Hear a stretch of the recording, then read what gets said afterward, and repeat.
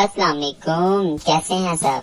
ठीक है, मुझे उम्मीद है सब बच्चे ठीक होंगे। तो बच्चों, आज की नज़म का नाम है खाओ, और मुझे पक्का यकीन है सब बच्चे मेरी तरह बहुत खाते होंगे।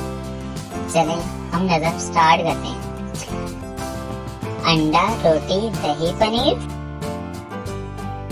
शक्कर, मक्खन, खिचड़ी, खीर, तुम भी लाओ मैं भी लाऊं, तुम भी खाओ मैं भी खाऊं।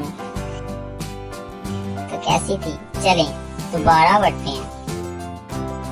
अंडा, रोटी, दही, पनीर,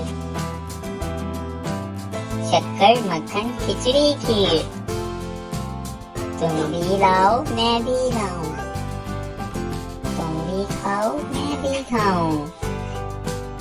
तो बच्चों, नज़म कैसी लगी आपको?